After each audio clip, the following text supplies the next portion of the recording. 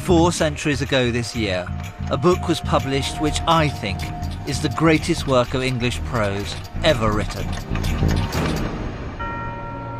The words flow and the meaning is true to the Greek. What more could you ask of a translation? Today, I know a lot of people consider it old-fashioned, impenetrable, from a turbulent but now largely forgotten age.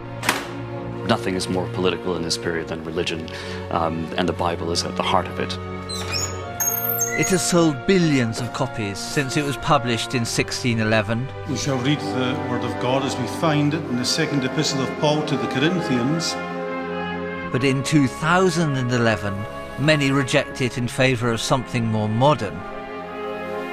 Some people call it the authorised version of the Bible, but it's better known by its nickname, the King James Bible. My name is Adam Nicholson. I was first persuaded to look into the King James Bible when I was working as the so-called official historian of the Millennium Dome. I hated every moment of this taste of national politics. But it gave me surprising insights into the making of this great and powerful book. 17th century England was a chaotic, violent, often bureaucratic place. The most unlikely beginnings for a book that would change the world. So how did they make it happen?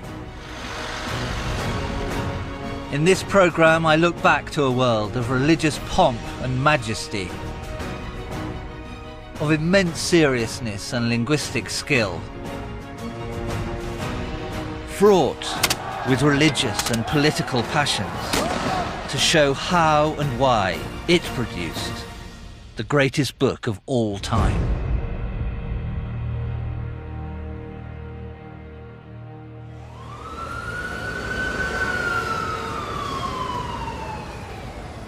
It's true, the King James Bible is an old book. At 400 years old, it's from a very different era. So how can it still be the best translation around?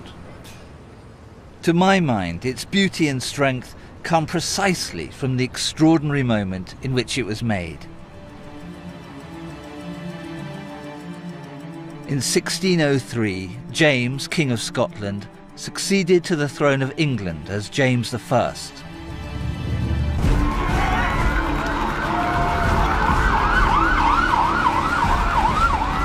He saw this new country as a glittering jewel, a peach of a kingdom juicy with promise. At its core was the grandeur of Westminster Abbey.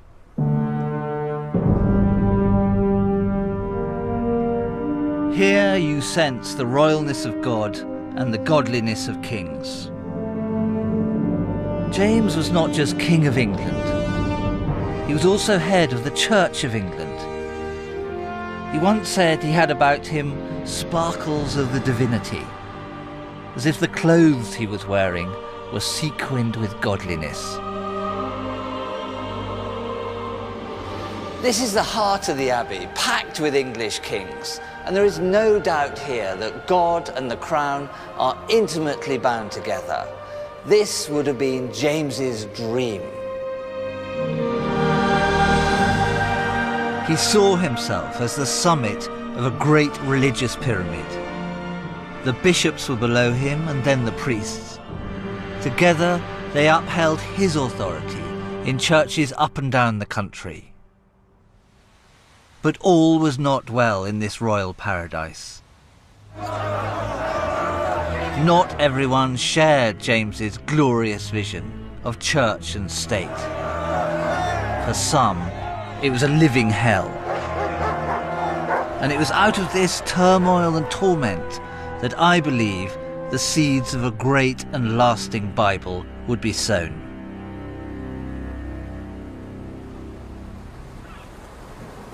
You can still feel some of that tension on the bleak, muddy banks of the Humber estuary. It was here in the 17th century that a radical sect attempted to flee England on board a coal ship to Holland. They were opposed to the established church and so had set up separate, independent congregations. But according to historian Nick Bunker, it was a move that could be seen as a rejection of royal government itself. The authorities were making it quite clear to them that if they continued to function as they were with their own independent congregations, then they could expect possibly prison sentences or even worse. So they really had no alternative but to find a place of refuge somewhere else. Around 80 women and children were on board a local barge, waiting to go out to the Dutch ship that would take them to Holland. Now the problem was the tides are treacherous, the wind can change, and the mudflats go out about half a mile out into the estuary as we are now. And what happened was that the barge got stuck in the mud, and so the women and children on board were forced to stay there overnight. At the same time, there were a group of men who had gathered on the seashore.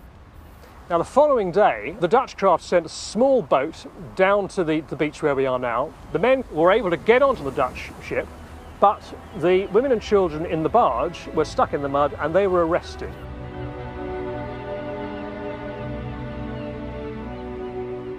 So were they subversives, anti-king, anti-church? No, but they were certainly very unhappy indeed with the official Church of England.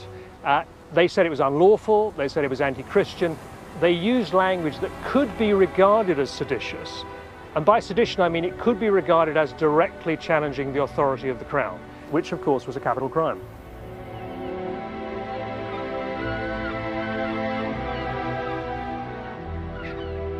The disaster on the mudflat here dramatised every great question of the age.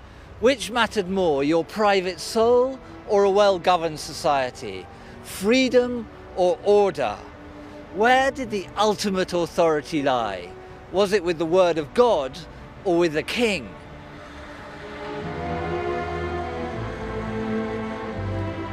This was a religious age, deeply divided about the path to salvation. The separatists saw church hierarchy and the splendour James so loved as a threat to their immortal souls, the road to eternal damnation.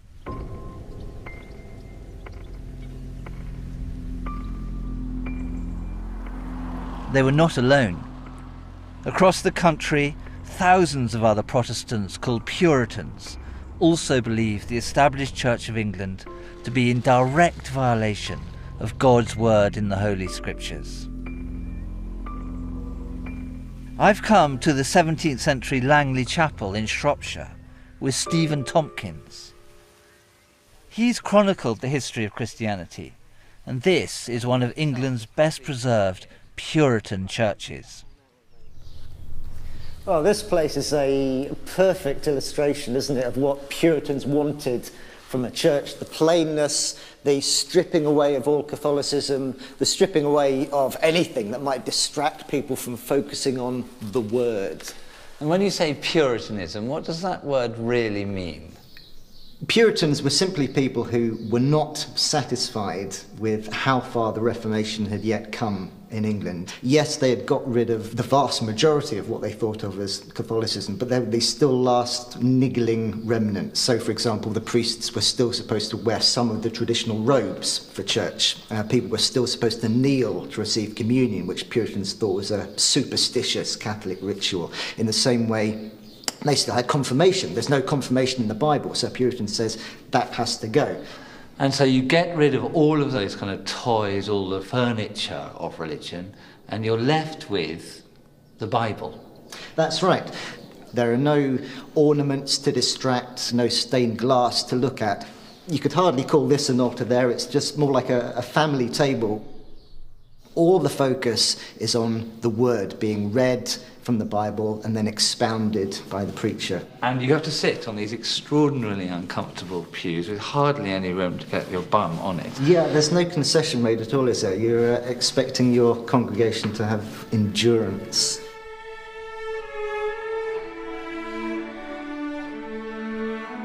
The religious divisions in society threatened to undermine James's authority as king.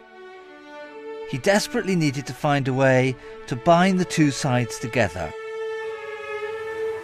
At the request of the Puritans, he agreed to a conference where all the outstanding issues could be discussed. Better to keep the moderate Puritans on side than leave them to stir up dissent out of view. This is where the idea of the King James Bible would be born.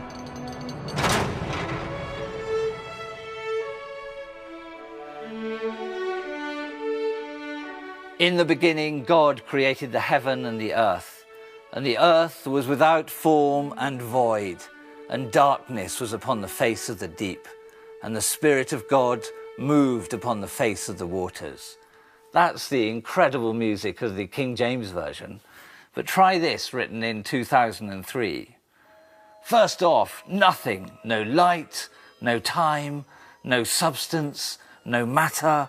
Second off, God starts it all up and whap, stuff everywhere. You couldn't really get two things further apart than that.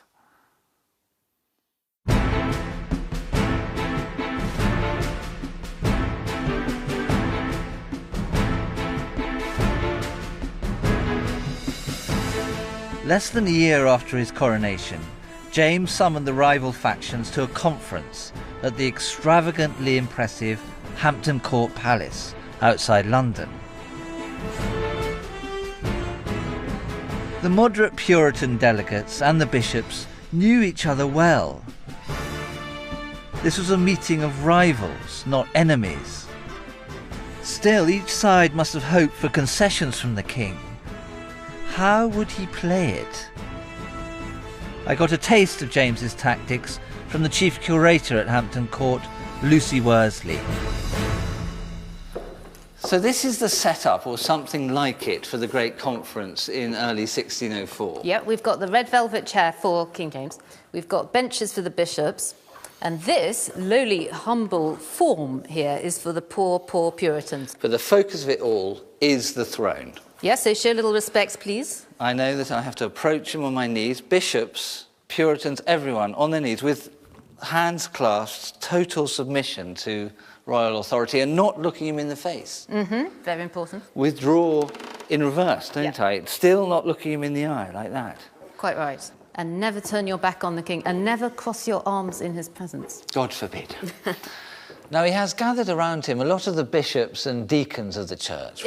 He has a pre-meeting with just the bishops, and the bishops at first think, whoa, this is great. He's saying that he likes the Church of England. It's a good thing. And then, towards the end of his speech, he says, but, you know, if a man has the pox for 40 years, he still needs to be cured. And the bishops go, ooh, is he saying that we've got the pox in our church? Well, actually, he is. He's questioning them and challenging them. On the second day, he gets rid of all but two of the bishops and has the 4 Puritans in to sit on this sad little bench there.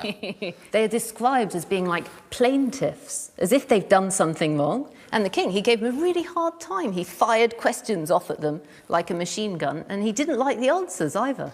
So James is being rude to both sides of the church and making both sides feel uncomfortable. Yes, definitely. He's a clever man. He's dividing and ruling. He's stirring things up. And if he doesn't like what somebody says, he'll just toss out some really crude insult. He'll say, I give a turd for your argument.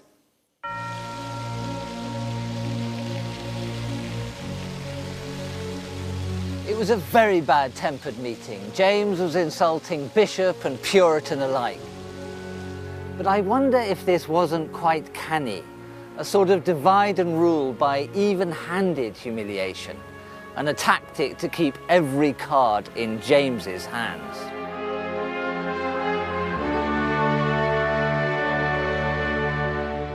James was a seasoned operator. He knew that the only real solution was some kind of compromise.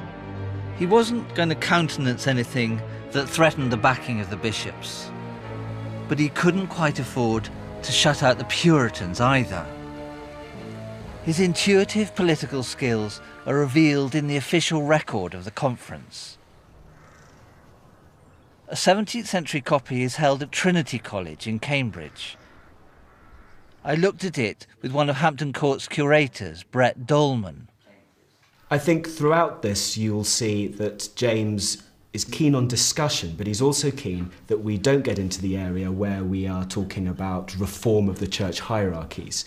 He very much sees the bishops, who extreme Puritans want to get rid of, as being part of the cement for his own royal authority, his supremacy over the church. It's here in this book that we see him saying on 2 occasions, no bishop, no king, which means that for him there shouldn't be any real reform, certainly not for the sake of reform. And how does the new translation of the Bible emerge from this complex political landscape? What is it that a Bible will do for him?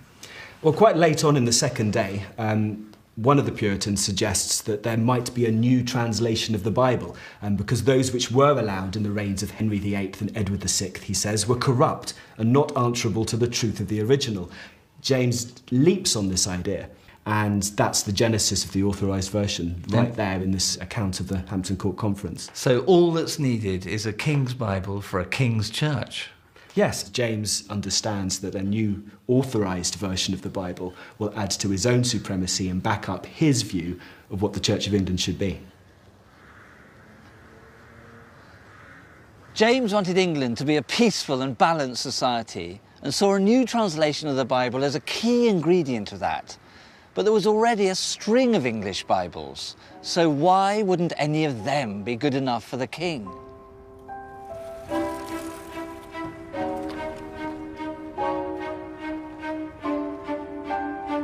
Cambridge University Library is home to some of the oldest editions of the English Bible, Bibles that predate the King James Version, including the grandfather of all English Bibles by the great Protestant martyr William Tyndale. He was a genius. We owe many of the all-time great phrases in English to his translation. Eat, drink and be merry, rise and shine, salt of the earth, bald as a coot. What it says here is... But as Laurianne Ferrell, a specialist on the translations, explained, James had problems with the seditious tone of many of Tyndale's words. This is about... Well, we can look here. I think theologically we can see a swipe at the church, a rather large swipe, and very important swipe at the church, in Matthew 16:18, where Jesus is said to have said, "You are Peter, and on this rock I will build my church." That is a very famous line, always used to actually uphold the power of the papacy. Here, Tyndale has translated this, that thou art Peter, and upon this rock I will build my congregation. Which sounds almost absurd. You can't really build a congregation, can you? I mean, that is so propagandist. What it could be saying simply is, the Pope, he does not make the church, nor do the priests. It's the congregation. But you can assume that James, reading that, would throw up his hands. Well, he famously said, no bishop, no king. I think he likes, all kings like the structure of the institutional church. And then if you read through it... Any assault on church structure, and as head of that church, on the king's authority, was clearly unacceptable. There was an alternative Bible James could have considered. Now here we have the 1560s Geneva Bible. It had been translated by English Protestant refugees in Geneva, one of the centres of the Reformation. Look how worn out it is. Look at it, it's already... But the problem was that this Bible contained equally treasonable annotations. What he probably doesn't like is the characterization, especially in the Old Testament, of kings as tyrants. For example, the story of Herod. One of the notes to this is Matthew 2:20 says, God hath infinite means to preserve them from the rage of tyrants. Not the rage of Herod, the rage of tyrants. And James would have felt that he was lumped together in that, would he? There's a king club, I think, or there's a way of thinking about yourself as a king that transcends being lumped with bad kings. James wasn't the first monarch to balk at this sort of language. 35 years earlier, Elizabeth I ordered a translation designed to buttress the crown. This is the Elizabethan Bishop's Bible. My God. It weighs as much as a bishop. It's the size of an Elizabethan bishop. Tell me about that. Well, to begin with, it weighs more than I do. And look what we have here. A spectacularly young Elizabeth. This is State Proclamation and the Word of God completely fused. what's wrong with the Bishop's Bible? Well, it's just bad. Even churches didn't purchase it. There's a lot of bad translating. There's some real clunkers in here. Here's an example. It's Ecclesiastes 11:1. Why don't you read it? This is actually a very famous biblical verse, but it sounds completely incomprehensible in this version. Lay thy bread upon wet faces, and so shalt thou find it after many days. I think it does try to translate, cast thy bread upon the waters, which is meant to mean give to the poor, because it will return to you in some good form later. Right, unfortunately on their face. It seems to me that there's an issue here with the translation of the notion of surfaces, but lay thy bread upon wet faces does not sing. It does, and it's not memorable. Well, it is for the wrong reason. The Bishop's Bible had one thing going for it. Its politics were closest to James's. Trouble is, no one was reading it.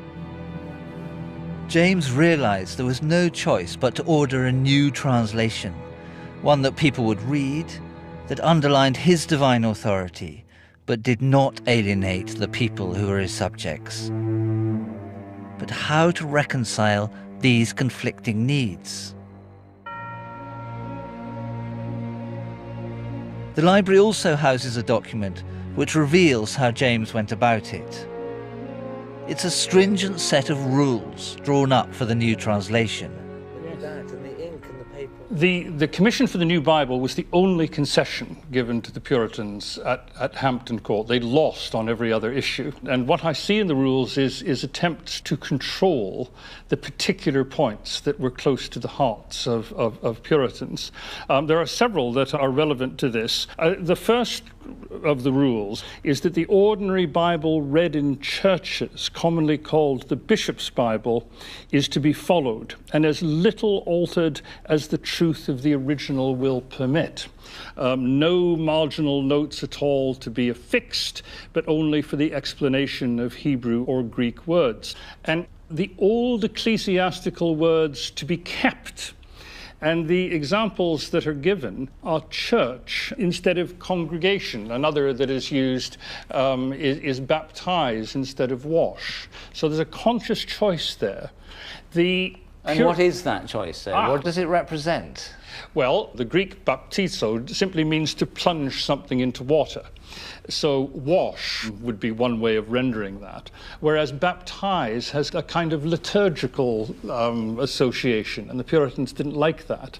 And the same is true, the word behind church, ecclesia, it simply means a gathering of like-minded people. So they wanted that translated congregation because the word church was so tied up with the existing establishment with bishops and all that they wanted nothing to do with it. So Bishop's Bible, no Puritan words, no Puritan marginal notes. Do you think the Puritans were sold a dummy here? In a sense they were, in that they were brought in believing that this was their great chance.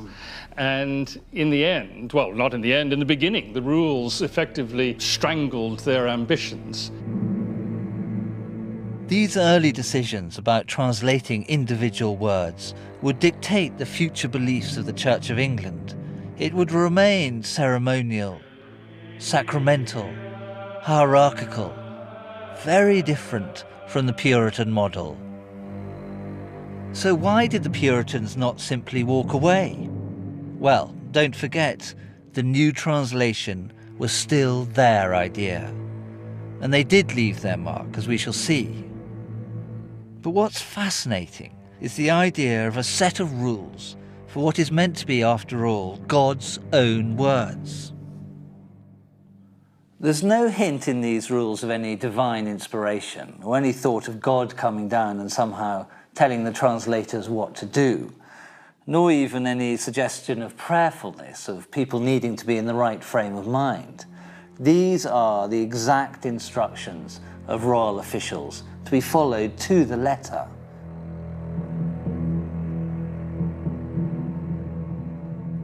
All that was left now was to choose who would follow these rules.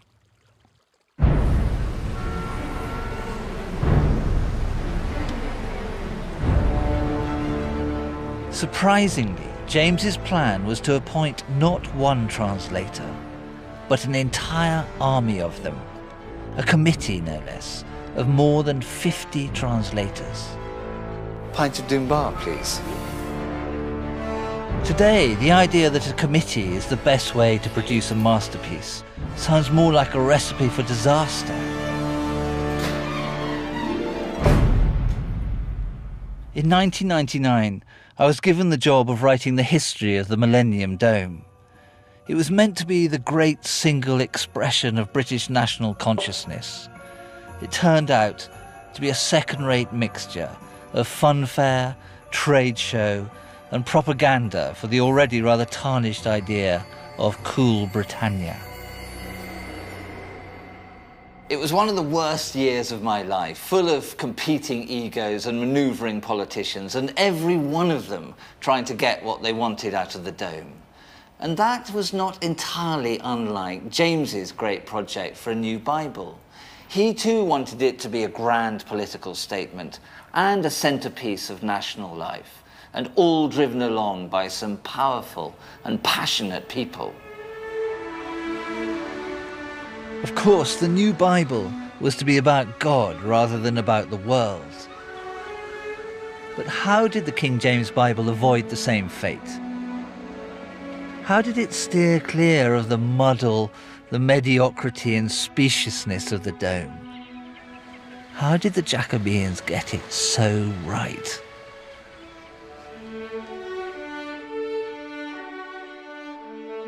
Jesus stood on the shore, but the disciples knew not that it was Jesus.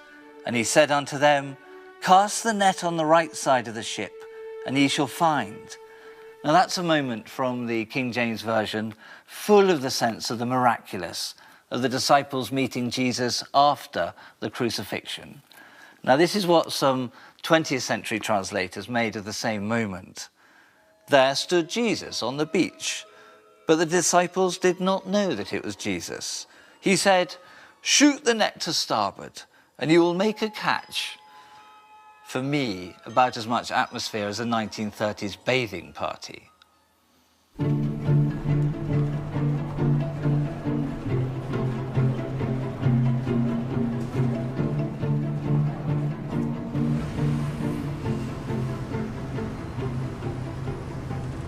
There's no getting away from the levels of bureaucracy involved in the translation process. Around 50 translators were to be appointed to work in 6 separate subcommittees, or companies as they were called. If the word company conjures up ideas of shareholders, targets, reporting systems, that's entirely right. In James's time, the model would have been the joint stock trading companies, the Levant or East India Company, set up to share risk and establish broad-based businesses in the new foreign markets. That pooling of many resources in pursuit of a single enterprise was exactly what James had in mind. But when did a committee ever produce a good idea, let alone a masterpiece? Okay, I think we're ready to get started this afternoon. Today, most biblical translations are still done by committee. There's 3 main Hebrew words to be considered. Eved is the most general, broad term that's typically rendered servant and sometimes slave. Then for women who are in servitude, typically shifcha and amah. All right, thank you. Now, I think... More surprising is that it seems many great literary works in Jacobean England were also done in this way. What we have been discovering in the world of Shakespeare scholarship, for example, is that Shakespeare is not a scholarly genius, but he's often collaborative. People work to deadlines, and teams are the creatures that achieve deadlines. So just as in the theatres, a play was required a month from now, and it's a case of you write Act 1 and I'll do Act 2, so the same kind of collaborative thinking goes quite naturally into the making of the King James Bible. There is an impulse to find a presiding genius who is behind the translation, and there isn't one. The committees did it. That's how to say the Old Testament gives us a realistic picture So who exactly were the translators? And were they in it for the love of Scripture? The translators represented a full cross-section of Jacobean England, or at least that part of it where court, politics, church and scholarship all met. But they were a pretty motley crew. Chief among the translators was a bishop and establishment man, Lancelot Andrewes. He was a brilliant linguist, remembered also for his ruthless pursuit of Puritan radicals. Oh yes, and he blew £3,000 on an extravagant party for his benefactor, the king. There were some cynical court politicians among them, like Henry Savile, who made a huge fortune for himself milking colleges in Oxford and at Eton, or James Montague, editor of the King's collected works and an obsequious, flattering man.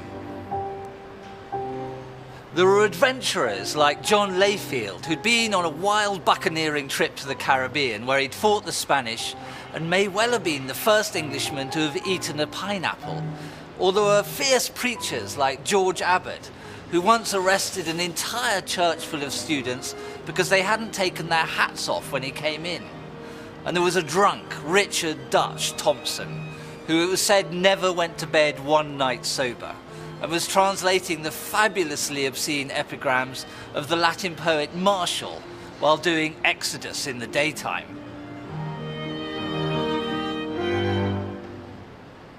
For me, one of the reasons the King James Bible is so great is that its translators were not genial, cloistered clergymen in their grey V-necks. They were fully engaged with the whole width and depth of their world. And perhaps that is why the King James Bible is so good, because its translators were not.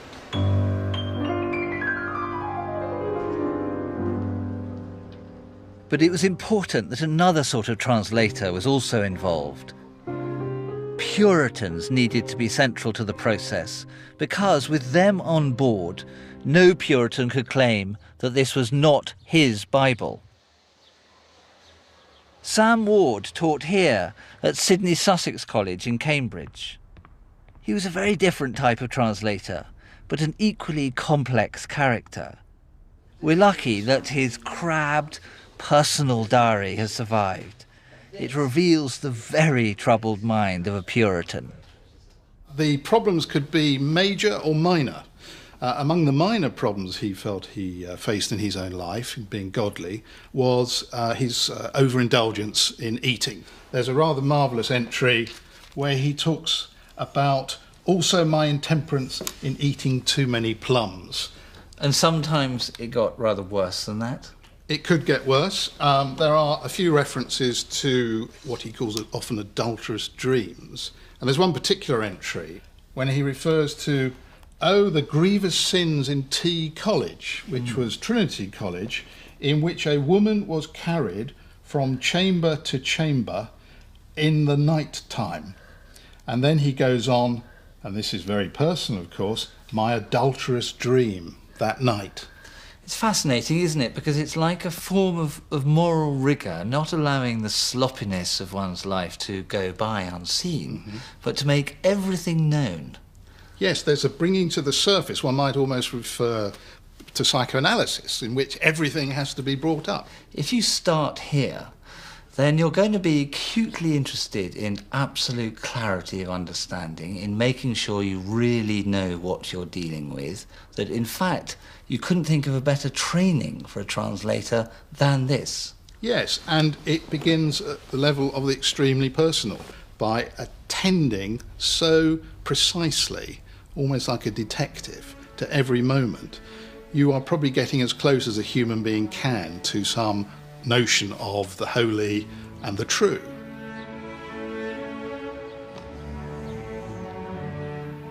For me, the essence of the King James Bible lies precisely in the coming together of these two mentalities.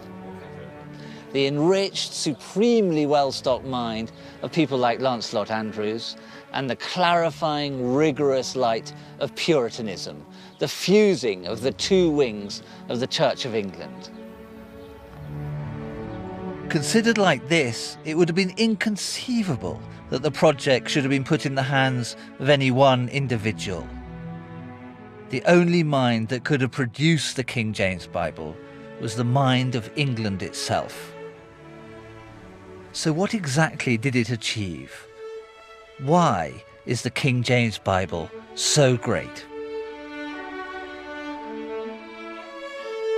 Then took he him up in his arms, and blessed God, and said, Lord, now lettest thou thy servant depart in peace, according to thy word.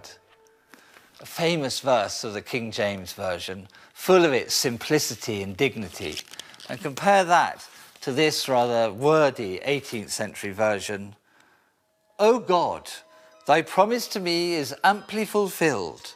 I now quit the post of human life with satisfaction and joy.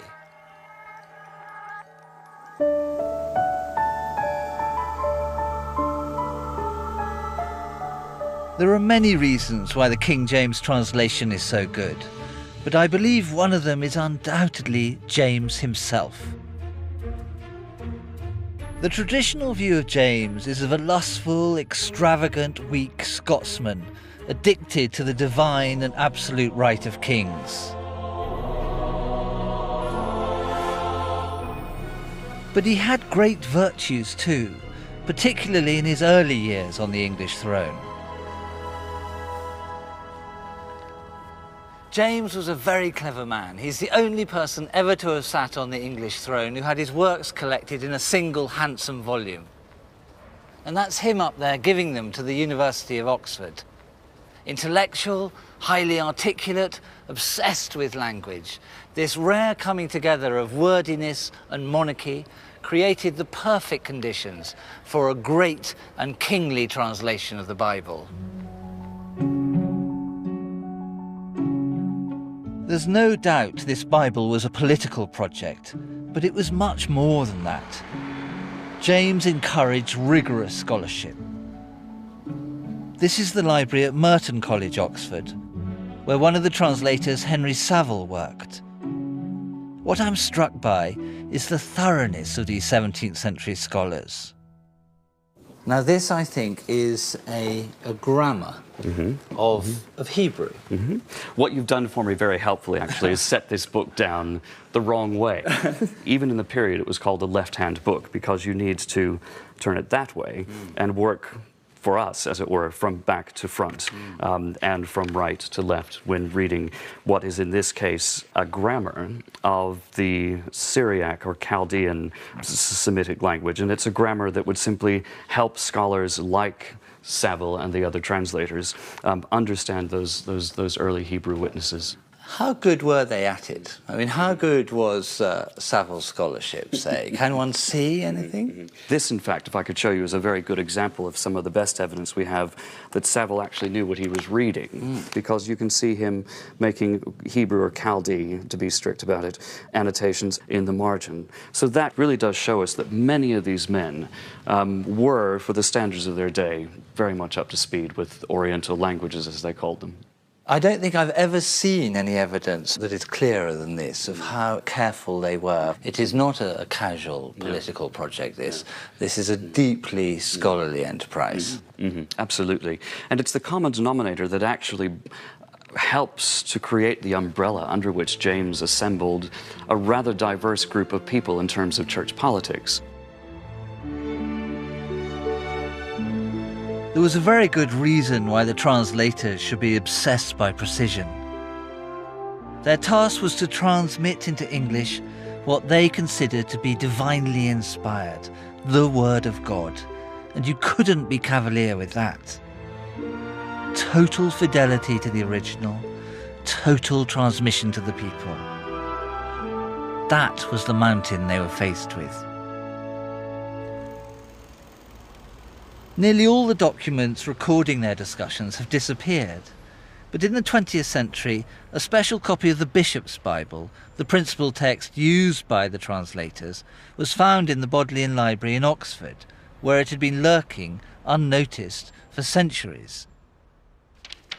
It contained notes made as they worked on improving the meaning of specific passages. I looked at a famous verse from the book of Luke, which tells the story of Elizabeth, the mother of John the Baptist. The original text, the printed text, says Elizabeth's time came that she should be delivered, and she brought forth a son. And what do they do to it? How do they enrich that? Well, whereas Elizabeth's is the first word in the Bishop's Bible, the word now is placed in the margin. So it becomes now Elizabeth's time came. And where does now come from? Well, it's one of those words that exists in Greek that means that the action is moving on.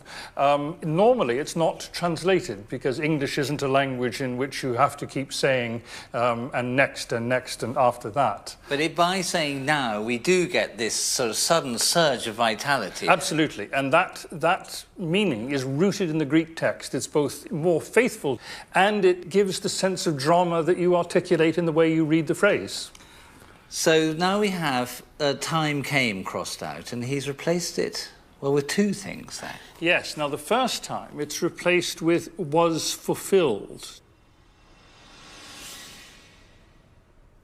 And what was wrong with that? Well, nothing was wrong with it. Much is right with it, in that the Greek word pletho, as in plethora, means filled. So it's an improvement on the original text in terms of faithfulness to the Greek. But they've rejected was fulfilled and replaced it with full time came. It's a wonderful phrase. And that notion of full time is a phrase invented by these translators and is actually a literal translation because the Greek says full time.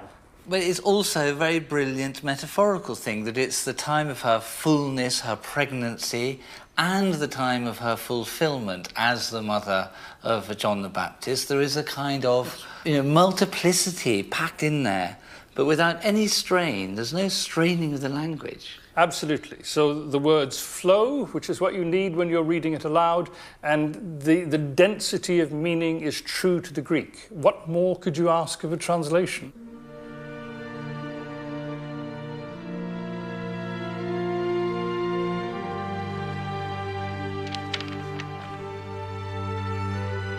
Nothing is more important in this 17th century world than getting the words of the Bible right.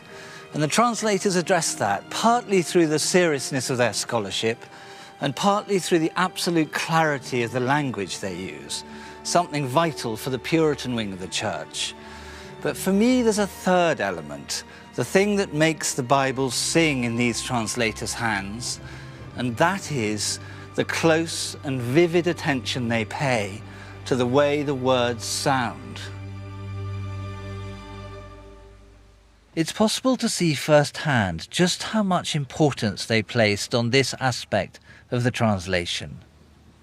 A copy of some notes taken during the final revision stage has survived. It's held by Corpus Christi College in Oxford. This is the president's lodgings in the college.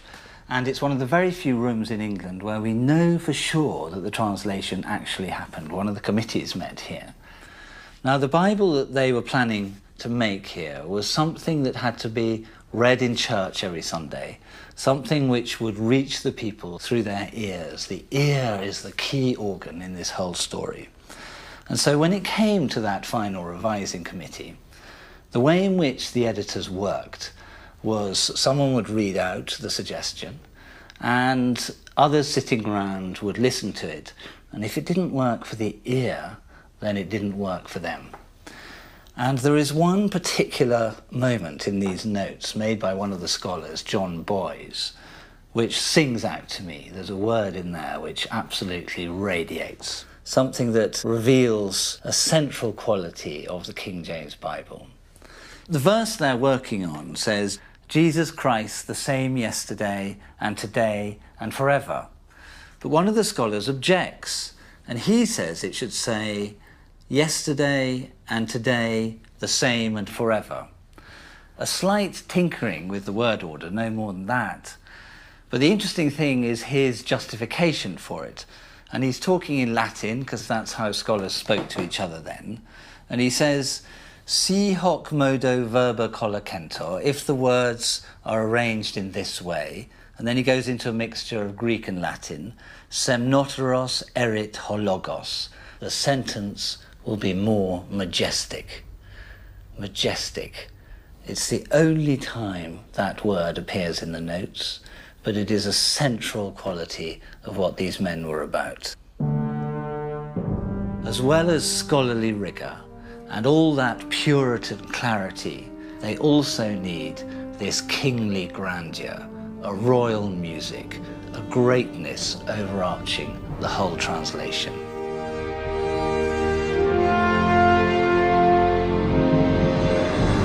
For me, this sense of majesty is one of the reasons for the lasting appeal of the King James Bible. The language is dense with a kind of verbal sumptuousness which flows effortlessly from the translators, and I think that's in large part down to the period in which they lived.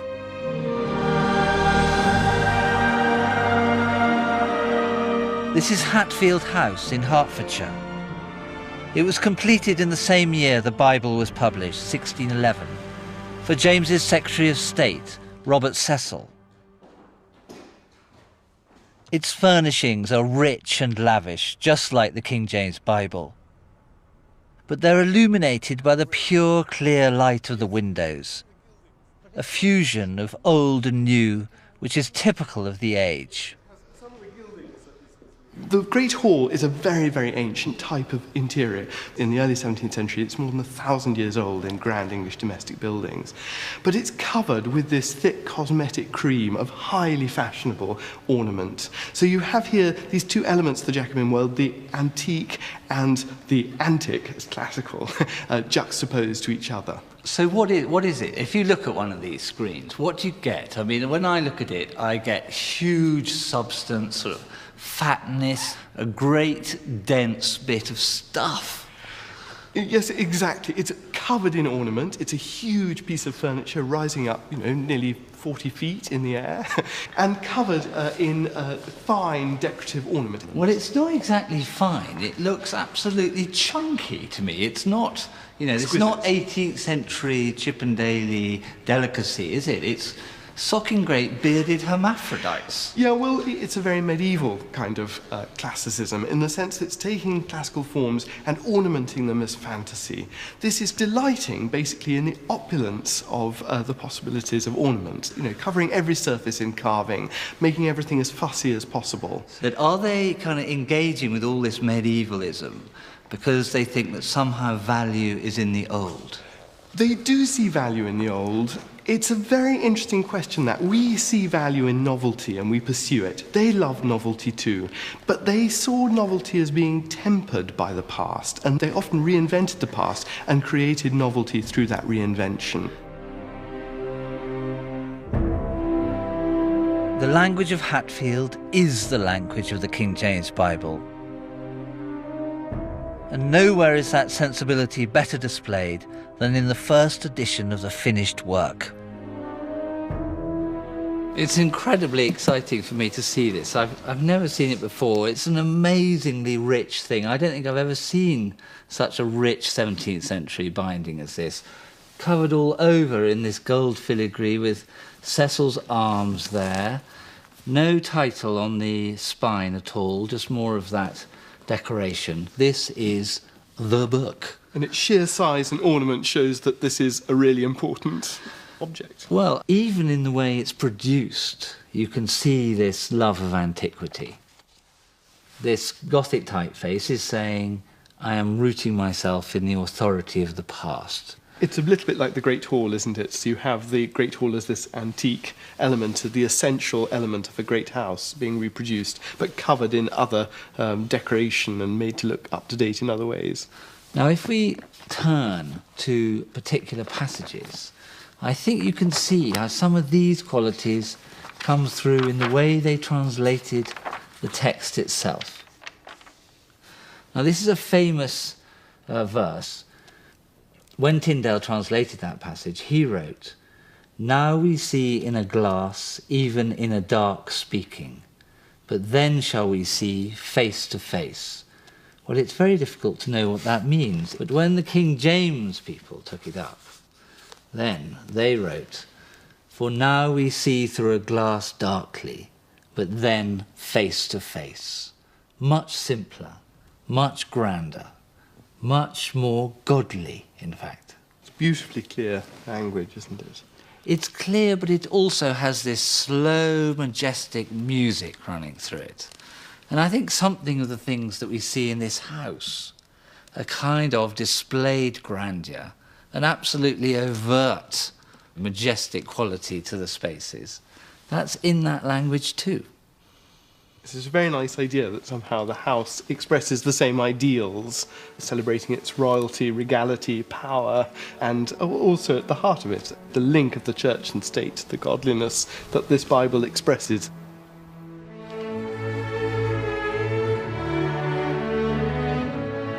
In tracing the story of how the King James Bible was made, I have discovered many of the reasons why it became such a success. The precision and rigour of its scholarship, the richness and depth of meaning in its words, the sheer music it brings to the listener's ear. But these achievements alone do not explain why, for over 4 centuries, English speakers have continued to choose this translation above all others. What is it about this version that has such a long-lasting appeal?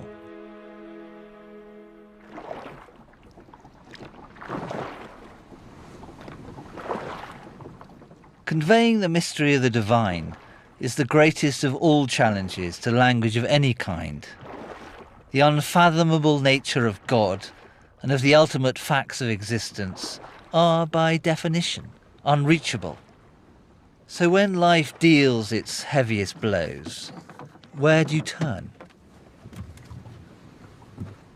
Not long ago, I was talking to a fisherman whose son had died here off the coast of the Outer Hebrides. He was just 24. His father told me to read Psalm 77, saying in effect that I would find there everything he could ever think or feel about what had happened. Will the Lord cast off forever, and will he be favourable no more? Is his mercy clean gone forever? Doth his promise fail forevermore? Thy way is in the sea, and thy path in the great waters, and thy footsteps are not known.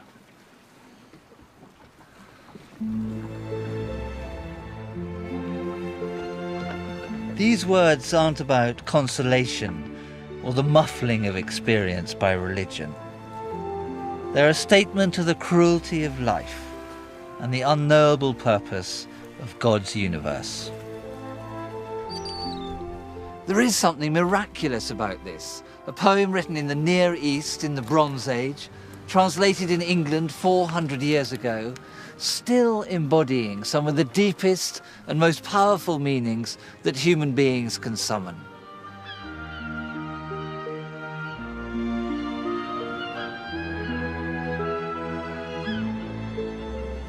But did the 17th century world recognise this as a masterpiece?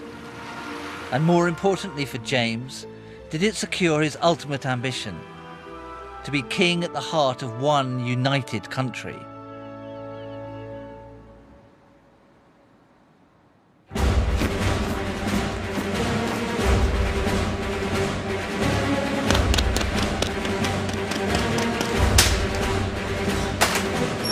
There must have been high hopes for the King James Bible when it was finally published in 1611. But it turned out to be a spectacular failure. The actual printing of the Bible was something of a disaster.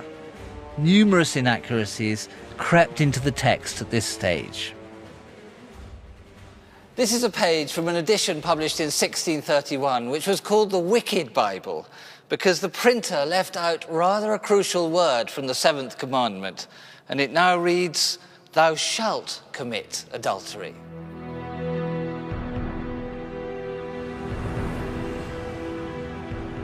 More significant was the Bible's total failure to achieve James's ambition of uniting the two sides of England's religious divide. 30 years after it was published, the country descended into outright civil war. Puritan and parliamentarian against bishop and king. James's son, Charles I, was beheaded. England became a republic with no place for a royal Bible.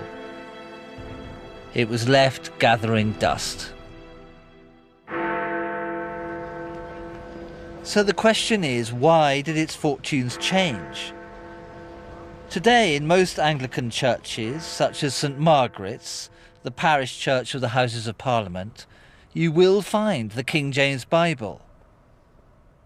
At the end of the Civil War, and with the restoration of the monarchy, everything changed. The King James Bible became revered as something from before that age of violence and trauma. It stood for monarchy and continuity, a symbol of a kingdom that had always been God's country. It was this that finally allowed it to unite everyone, from radical Protestant to those in love with ceremony. It set the basis for today's Church of England. What's more, it entered the consciousness of the nation. Week after week, decade after decade, for century after century, this book was read in church, at school, at home. Its down-to-earth vocabulary fed our love of the real and the concrete. And the way in which it was written meant its listeners were always at home with the grand and the visionary. For me, the ability to keep both feet firmly on the ground while aspiring for something beyond ourselves represents the best of us as a nation. And I would say that long exposure to the language of the King James Bible is responsible for much of that.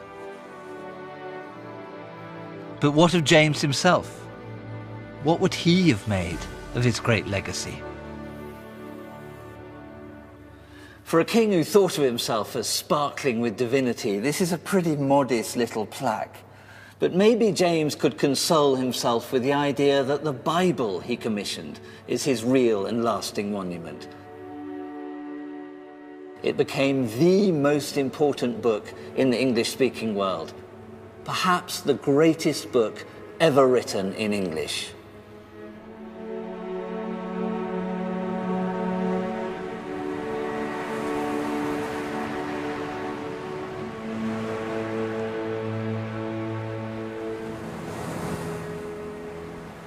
I'm no churchgoer, but I'm not an atheist either. I'm drawn just as much to all the richness of ceremony as to the holiness of the plain and simple. But with this Bible, there's no need to choose between them. Both are absorbed in it, and that is why its words are still alive, why they're still a vehicle for meaning when little else can be. And for me, that is the miracle of the King James Bible.